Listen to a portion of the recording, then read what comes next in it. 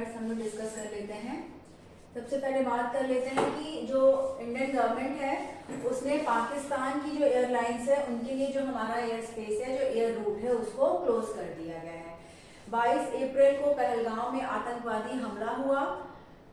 फिर उसमें पाकिस्तान का हाथ है। पाकिस्तान से आए हुए आतंकवादियों ने जो टूरिस्ट हैं उन पर अटैक किया, जिसमें 26 लोगों की डेथ हो गई। और उसके साथ बाद में जो सारा घटनाक्रम है वो इस तरह से चला कि सबसे पहले भारत ने जो इंडस वाटर ट्रीटी है उसको रद्द कर दिया अपनी तरफ से। वो जो ट्रीटी है वो 1960 से चली आ रही थी। उसमें जो ऊपर की जो नदियां हैं, 6 रिवर्स हैं, उनका वो एक पानी का समझौता है। फिर उसके बाद पाकिस्तान ने क्या किया कि बांग्ला जो 1971 में जब पाकिस्तान के साथ वॉर हुआ था, बांग्लादेश जब बना था, तो उसमें शिमला एग्रीमेंट हुआ था। तो पाकिस्तान ने कहा कि ये एक वॉर का सिचुएशन है, तो उन्होंने उसको रद्द किया। फिर पाकिस्तान ने अपना जो एयर रूट है उसको इंडियन एयरलाइंस के लिए बंद कर दिया। तो भारत सरकार ने अपनी सेना को फ्री हैंड प्रोवाइड किया कि आप कोई भी कार्रवाई कर सकते हैं आतंकवादियों पे और उनसे रिलेटेड। फिर मीटिंग चली आ रही है और धीरे धीरे 10 दिन होने को है। और तो भारत सरकार ने भी पाकिस्तान एयरलाइंस के लिए जो एयर रूट है उसको क्लोज कर दिया है। और माना जा रहा है कि ये एक इसका भी गहरा इम्पैक्ट पड़ेगा जो पाकिस्तान है, क्योंकि भारत की जब एयरलाइंस उनके रूट को जाती हैं तो उनको पैसे भी देती हैं, वो फ्री ऑफ कॉस्ट नहीं जाती हैं। तो इनको करीब 8 या 10 दिन में 100 करोड़ के लगभग का नुकसान होने की उम्मीद जताई जा रही है।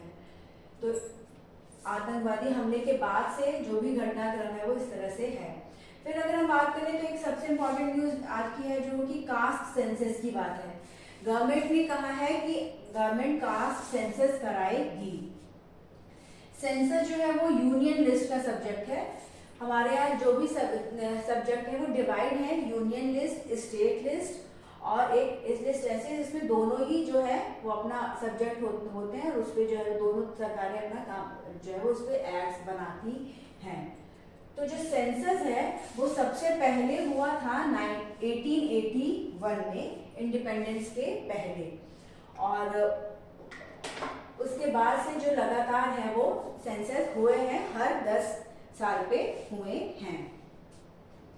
और आज़ादी के टाइम हमारी जो पॉपुलेशन थी वो करीब 25.38 करोड़ की थी।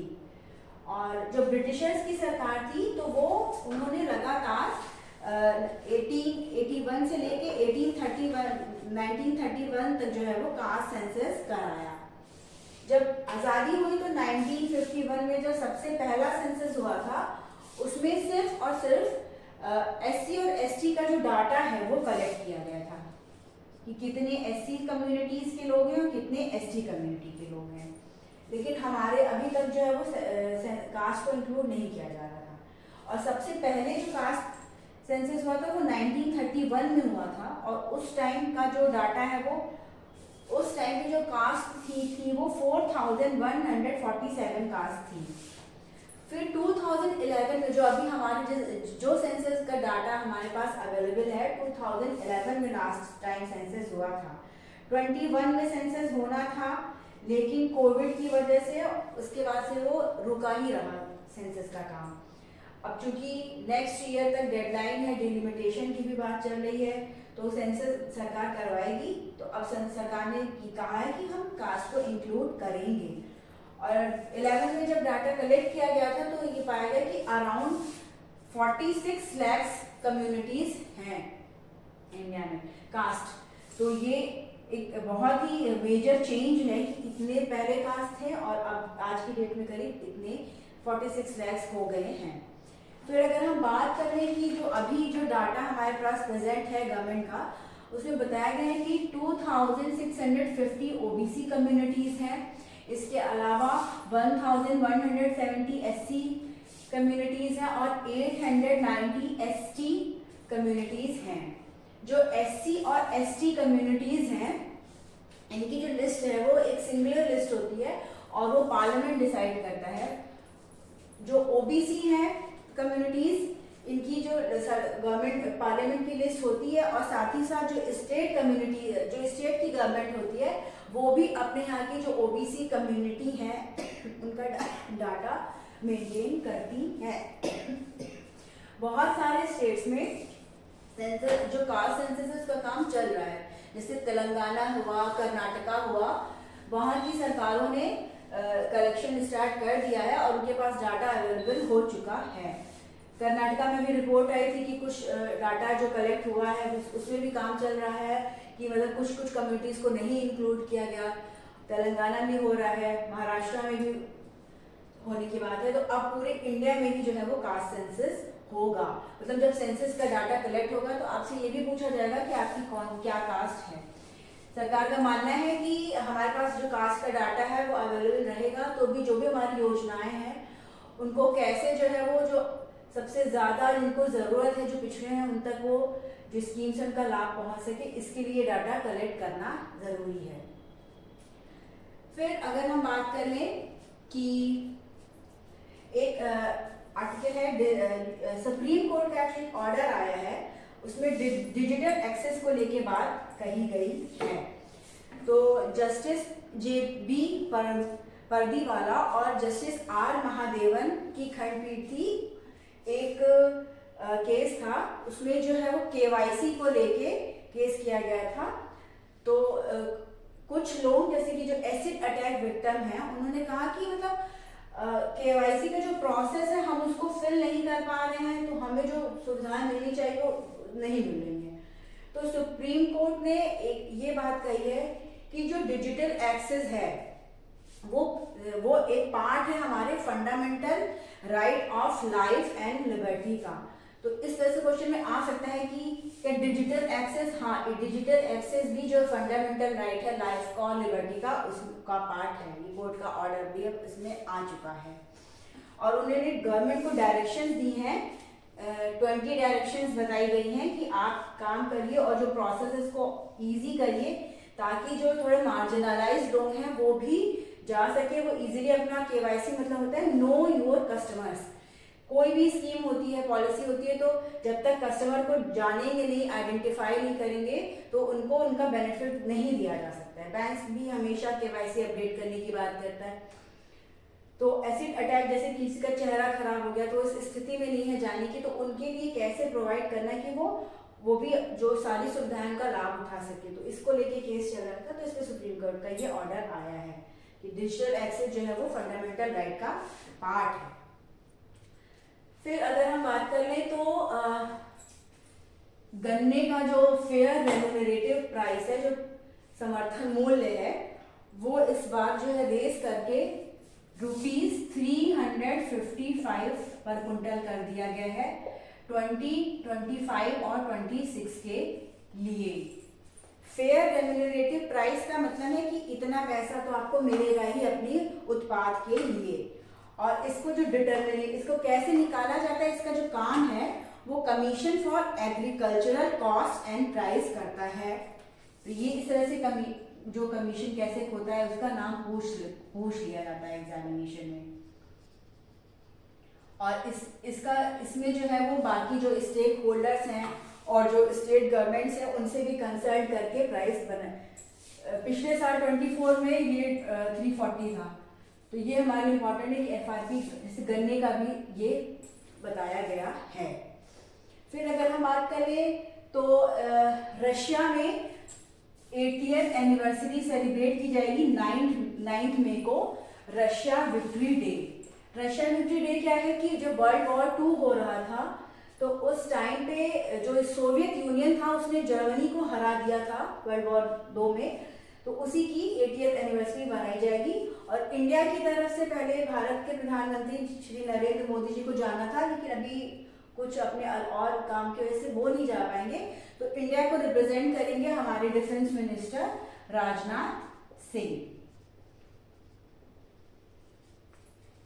फिर एक न्यूज है कि जो हमारा नेशनल सिक्योरिटी एडवाइजरी बोर्ड है उसको रीऑर्गेनाइज किया गया है, उसका गठन रिकॉन्स्टिट्यूट किया गया है, फिर से उसका पुनर्गठन किया गया है। और एक्स रॉ चीफ थे आलोक जोशी, उन्हें इसका चेयरमैन बनाया गया है। जो नेशनल सिक्योरिटी काउंसिल होती है वो नेशनल सिक्योरिटी एडवाइजरी बोर्ड ये एक एडवाइजरी बोर्ड है जो कि 1998 में बना था। ये अपना सलाह देती है डिफेंस से, सुरक्षा से जुड़े हुए जो भी मुद्दे होते हैं उसमें जो नेशनल सिक्योरिटी काउंसिल है उससे पूछती है कि जैसे आपका पर्सपेक्टिव क्या है, किसी भी मुद्दे पे आप क्या सोच रहे हैं, तो ये अपनी राय देती है और सोल्यूशन भी बताती है और ये भी बताती है कि क्या क्या आपके पास ऑप्शंस हैं। जैसे अभी विवाद चल रहा है पाकिस्तान के साथ, तो एज अ कंट्री क्या कर सकते हैं, पाकिस्तान पे दबाव बना सकते हैं, वॉर होगी तो क्या उसके इम्प्लीकेशंस होंगे, कैसे कैसे हमारे पास चीज़ें हैं, तो इन सब का काम करती है। तो उनके चीफ बनाया गया है आलोक जोशी जी को, ये हमारे पूर्व रॉ के चीफ थे। फिर अगर हम बात कर लें तो इजराइल का एक है कि इजराइल ने सीरिया पे स्ट्राइक्स की हैं। सीरिया में एक कम्युनिटी है ड्रूज कम्युनिटी, ये एग्जाम में इम्पॉर्टेंट है कि ड्रूज माइनॉरिटी है ये कहाँ से एसोसिएटेड है, सीरिया की है। और इजराइल ने वहाँ पे कहा, उन पे थोड़े अत्याचार हो रहे थे तो उन्होंने कहा कि आप मत करिए, हम इनको सपोर्ट प्रोवाइड करते हैं। तो इन्होंने उसी को चलते हुए शील्ड प्रोवाइड करने के लिए वहाँ पे अपने बॉम्बिंग की है, क्योंकि पूरा जो सीरिया है उसमें इनके अगेंस्ट काफ़ी सारे वायलेंस के केसेस आए थे।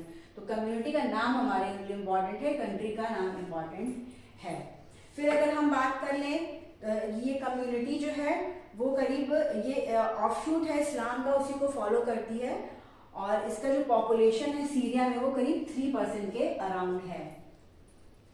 फिर यूएस का एक न्यूज़ था कि यूएस भी हुतीस पे अटैक कर रहा है यमन पे, तो उसमें रिपोर्ट में बताया गया है कि उन्होंने कितने टारगेट्स किल किए हैं। तो ये इशू इम्पॉर्टेंट है कि हुतीस कहाँ से है, यमन का है, यूएस की स्ट्राइक्स चल रही हैं और यूएस का यूएस सेंटकॉम है, उसने बताया है, ये उनका सेंटकॉम यूएस का जो है ये सेंट्रल कमांड होता है। तो उन्होंने बताया कि हमने वहाँ पे इतने टारगेट्स को अचीव किया है, वहाँ पे मारा है जो भी वहाँ पे टेररिस्ट ऑर्गेनाइजेशन है और जो हुतीस फाइटर्स हैं, लीडर्स हैं, उन पे अटैक किया है। एक अगर हम करंट अफेयर्स का बात कर ले तो ये इम्पॉर्टेंट है कि वियतनाम के 2 आर्टिकल्स निकले हैं कि वियतनाम के रीयूनिफिकेशन की 50th एनिवर्सरी सेलिब्रेट की गई है 30 अप्रैल को। 1975 में पहले वियतनाम में काफी गृह युद्ध छिड़ा हुआ था नॉर्थ वियतनाम और साउथ वियतनाम में। बहुत सारी कंट्रीज नॉर्थ वियतनाम का सपोर्ट कर रही थी, बहुत सारी कंट्रीज साउथ का सपोर्ट कर रही थी। इन दोनों का विलय हुआ, रीयूनिफिकेशन हुआ 1975 में। और तो उसमें चूंकि 50वीं सालगिरह मनाई जा रही है तो वहाँ पे बहुत अभी सेलिब्रेशन चल रहे हैं वियतनाम में, बड़े बड़े लीडर्स और जो भी वहाँ की जो आम जनता है परेड हुई है, तो उस पर आर्टिकल निकला है। 1975 के पहले करीब 25-30 साल तक वहाँ पे गृह युद्ध की स्थिति थी। साउथ रीजन जो है वो यूएसए के द्वारा उसको सपोर्ट किया जाता था और यूएसए चाहता था कि नॉर्थ वियतनाम को हराए, क्योंकि नॉर्थ जो है वो वहाँ की जो कम्युनिस्ट पार्टी थी उनके कंट्रोल में था। तो लंबा युद्ध चला और यूएस को वहाँ पे हार का सामना करना पड़ा और साउथ वियतनाम की जो गवर्नमेंट थी उसने जो सैगॉन है उसको हरा के जो नॉर्थ वाले हैं उन्होंने डिफीट किया था साउथ वियतनाम वालों को और ये जो सिटी थी उसको अपने कैप्चर में ले लिया था। फिर इस सिटी का बाद में नाम किया गया हो ची मिन सिटी। ये वहाँ के एक इमिनेंट कम्युनिस्ट लीडर थे जिन्होंने वियतनाम के रीयूनिफिकेशन के लिए और वियतनाम के ग्रोथ के लिए बहुत सारा काम किया। सोशलिस्ट उनका था कि वियतनाम को एक इंडिपेंडेंट, यूनिफाइड और सोशलिस्ट कंट्री के तौर पे उभरे और उसका डेवलपमेंट हो। तो उन्हीं के नाम पे ये सिटी को डेवलप किया गया। इन्होंने और भी काम किया था वहाँ पे, जैसे इंडिया जो है वो ब्रिटिश कॉलोनी थी, वैसे वियतनाम जो है वो फ्रेंच कॉलोनी थी। तो उसके लिए इन्होंने काफ़ी स्ट्रगल किया था और फर्स्ट इंडो चाइना वॉर हुआ था उसमें भी इन्होंने काफ़ी काम किया था। तो ये वहाँ के एक इम्पॉर्टेंट हिस्टोरिकल फिगर थे। फिर हम बात कर लें तो एक आर्टिकल है hydrogen as fuel of future, कि कैसे जो हाइड्रोजन है उसको अब देखा जा रहा है कि फ्यूचर में वो एक बेहतर ऑप्शन है फ्यूल का, और उससे हमें एनर्जी मिलेगी। वहाँ पे अब बात हो रही है पूरे ऑल ओवर द वर्ल्ड की जो हाइड्रोजन है वो जो पूरी दुनिया की जो इकोनॉमी है उसको डीकार्बोनाइज कर सकता है। अगर इस क्षेत्र में हमें सफलता हासिल हो गई, हमने अच्छे से इजी वे में लो कॉस्ट में जो हाइड्रोजन है उसका एक्सट्रैक्शन कर लिया, तो ये हमारे भविष्य की जो भी ऊर्जा की जो हमारी जो नीड है, जो भी हमें एनर्जी चाहिए, हम उसको हाइड्रोजन से फुलफिल कर सकते हैं। और इसका जो सबसे बेस्ट पार्ट है वो ये है कि इसमें कार्बन का कोई उत्सर्जन नहीं होगा, और जो हमारा इकोलॉजी है उस पर कोई असर नहीं पड़ेगा, ग्लोबल वार्मिंग खत्म हो सकती है। तो इससे रिलेटेड एक आर्टिकल है कि इसका कितना पोटेंशियल है कि लो कॉस्ट फ्यूल है और पूरी जो दुनिया उसकी नीड को सेटिस्फाई कर सकता है। तो इस पे आर्टिकल में बताया गया है कि जो हाइड्रोजन है वो प्रकृति में, नेचर में पाया जाता है और कैसे कैसे बनता है। उसके लिए 3 प्रोसेसेस का उसमें डिस्क्रिप्शन है कि सरपेंटेनाइजेशन है, रेडियोलिसिस है और ऑर्गेनिक मैटर से हाइड्रोजन सीक्रेट होता है, फ्री गैस के तौर पे निकलता है ये। और हाइड्रोजन हमेशा जो है वो हीलियम के साथ रहता है कंबाइंड फॉर्म में। सरपेंटेनाइजेशन में होता है कि वाटर के साथ आयरन कंटेनिंग रॉक्स का केमिकल रिएक्शन होता है, उसमें हाइड्रोजन गैस निकलती है। अभी पूरी दुनिया में एक ये नए सेक्टर के तौर पे उभर के आ रहा है। बहुत सारी कंट्रीज ने, बहुत सारे बिजनेसमैन ने अब इसमें बहुत ज़्यादा इन्वेस्ट कर रही हैं, क्योंकि अगर ये इसमें पूरा सक्सेसफुल हो गए और लो कॉस्ट में आ सके तो अब सबसे जो आगे आने वाली जो टाइम है उसमें फ्यूल में जो हमारे पास अभी तक के ऑप्शन है जैसे कि पेट्रोल है, ऑयल है, इसमें डिपेंडेंसी कम हो जाएगी और क्लीन एनर्जी पूरे वर्ल्ड को प्रोवाइड की जा सकेगी। तो फ्रांस का में अभी तक इसमें काफ़ी काम हुआ है। फ्रांस के 2 रीजन्स ऐसे हैं, लोरेन है और मोज़ेली। तो ये क्वेश्चन आ सकता है, ये फ्रेंच रीजन्स हैं, फ्रांस के रीजन्स हैं जहाँ पे हाइड्रोजन गैस का एक्सट्रैक्शन किया जा रहा है। और इससे ये जो रीजन है इससे करीब 92 मिलियन टन के लगभग हाइड्रोजन को निकाला जा रहा है, जो कि पूरे वर्ल्ड का 50 अभी जो भी ग्लोबल प्रोडक्शन है उसका करीब हाफ के अराउंड में है। और इसके फ्यूचर को देखते हुए कि आने वाले टाइम में ये बहुत इम्पॉर्टेंट है, तो यूएस ने इसमें पूरी कमेटी ही बना दी है, अपनी हाइड्रोजन कमेटी करके फर्स्ट नेचुरल हाइड्रोजन कमेटी बना दी है, जो कि वहाँ के जो पेट्रोलियम जियोलॉजिस्ट हैं उनसे बनी है। तो अब देखना होगा कि कैसे इस सेक्टर में आगे का काम होता है। फिर एडिटोरियल में और ओपिनियन में आर्टिकल्स हैं जिसमें कि जम्मू कश्मीर की इकॉनमी को लेके बात कही गई कि पहलगांव में जो आतंकवादी हमला हुआ है उसके बाद कैसे वहाँ की इकॉनमी पे इम्पैक्ट पड़ेगा। अभी तक लास्ट ईयर 2024 में जम्मू कश्मीर में 3.5 मिलियन टूरिस्ट जो है वो गए और वहाँ की इकॉनमी जो है वो बूम कर रही थी। वहाँ जो टूरिस्ट सेक्टर है वो काफ़ी ग्रो कर रहा था, लेकिन अब चूंकि फिर आतंकवादी हमला हो गया है तो इसके क्या इम्प्लीकेशंस हो सकते हैं, इसके चार्ट्स भी इसमें दिया गया है। बताया गया है कि इसके पहले 2012 में सबसे ज़्यादा जो टूरिस्ट हैं वो रिकॉर्ड किए गए थे और उस 2024 में तो काफ़ी हुआ था। फिर बीच बीच में जैसे आतंकवादी हमले होते हैं उनकी वजह से इकॉनमी पे बुरा असर पड़ता है, लोग जाएंगे नहीं तो वहाँ की जो लोकल जनता है उसके लिए दिक्कत होती है क्योंकि जॉब्स के ऑप्शंस कम है, टूरिज्म पे काफ़ी हद तक डिपेंडेंसी है वहाँ की। तो सरकार भी चाहती है कि ये रीजन सेफ बना रहे ताकि हमारी उनकी इकॉनमी भी ग्रो कर सके। और अगर टूरिज्म सेक्टर ग्रो करेगा तो जो स्टेट की जो डिपेंडेंसी है वो सेंटर पे अपने ग्रांट्स के लिए, बजटरी सपोर्ट के लिए वो भी कम रहती है। तो देखना होगा कि आगे आने वाले टाइम में गवर्नमेंट क्या क्या एक्शंस लेती है ताकि इसकी जो इकॉनमी है, जो टूरिज्म है, उसको वापस से ट्रैक पे लाया जा सके, जो कि पूरे स्टेट के डेवलपमेंट के लिए, पूरी यूटी के डेवलपमेंट के लिए बहुत ही ज़रूरी है। फिर एक वेम्बनाड जो हमारा लेक है उस पर आर्टिकल है, ये केरला में है, इंडिया की लॉन्गेस्ट ये लेक है, ये एक रामसर साइट है, कंजर्वेशन साइट है।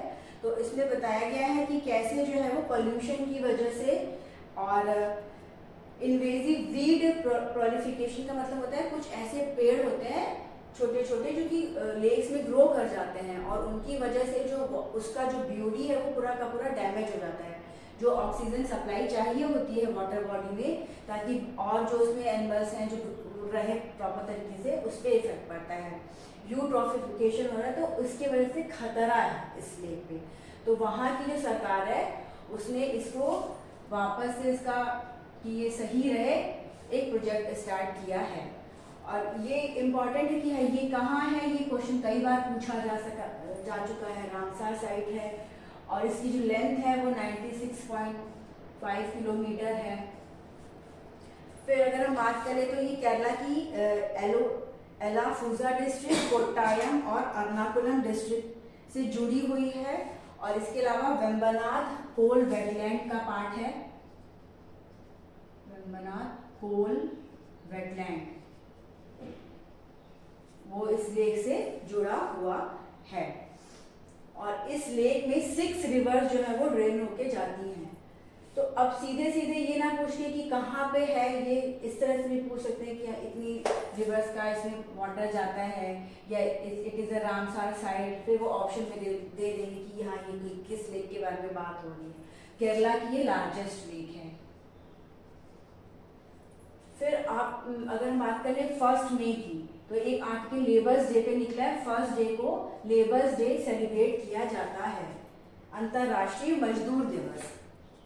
तो एक आर्टिकल इसमें बताया गया है कि अभी भी इंडिया में जो बॉन्डेड लेबर सिस्टम है वो प्रॉब्लम है। और इंडिया मतलब जो बॉन्डेड लेबर जो बंधुआ मजदूरी की प्रथा है उसको भारत ने 1975 में एक्ट मतलब एबॉलिश कर दिया था कि कोई किसी से बंधुआ मजदूरी नहीं करा सकता है। लेकिन अभी भी जो गवर्नमेंट का डाटा है उसमें बताया गया है कि इंडिया में अराउंड 1.8 करोड़ के लगभग बॉन्डेड लेबर्स हैं। तो इस आर्टिकल में बताया गया कि ये हमारे लिए काफ़ी चिंताजनक विषय है कि इतने सारे अभी भी हमारे बंधुआ मजदूर हैं। फिर इसमें डाटा दिया गया है कि 2016 से लेकर 2021 के बीच में 12,760 जो बॉन्डेड लेबर्स हैं उनको रेस्क्यू किया गया और रिहेबिलिटेट किया गया है। और टारगेट है इंडिया का कि 2030 तक हम इस प्रथा को पूरी तरह से खत्म कर दें। लेकिन अभी बहुत ज़्यादा इसमें वर्क करना बाकी है और अभी भी 1.7 करोड़ के लगभग जो पॉपुलेशन है वो इस सेक्टर में है, तो इसको निकालना है। ये इस आर्टिकल में पूरा बताया गया है। और इसमें ये भी बताया गया है कि नेशनल सैंपल सर्वे ऑर्गेनाइजेशन होता है कंट्री का, उसमें बताया गया है कि अभी जो इंडिया है उसमें जो ऑर्गेनाइज्ड और अनऑर्गेनाइज्ड सेक्टर है दोनों को मिला के करीब 47 करोड़ के लगभग पॉपुलेशन वर्क कर रहा है। और ILO की रिपोर्ट का बताया गया है, इसमें डिस्कशन किया गया है कि low quality jobs in the informal sector and informal employment are the dominant form of works in India. मतलब अभी भारत में जो इनफॉर्मल सेक्टर है और अनऑर्गेनाइज्ड सेक्टर से उसकी संख्या ज़्यादा है।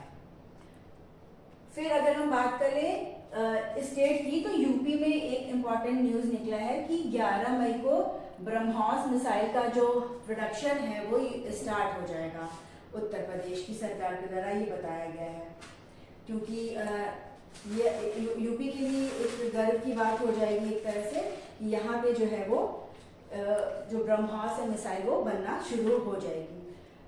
यूपी के डिफेंस क्षेत्र के लिए काफ़ी सारे काम हो रहा है, बहुत सारे इंडस्ट्रियल कॉरिडोर का डेवलपमेंट हो रहा है, तो यहाँ पे एक न्यूज़ में आया है। इसके अलावा डिफेंस टेस्टिंग इंफ्रास्ट्रक्चर सिस्टम योजना है गवर्नमेंट ऑफ इंडिया की, उसका भी इनॉग्रेशन 11 मई को किया जाएगा। तो ये हमारी आज की इम्पॉर्टेंट न्यूज़ थी।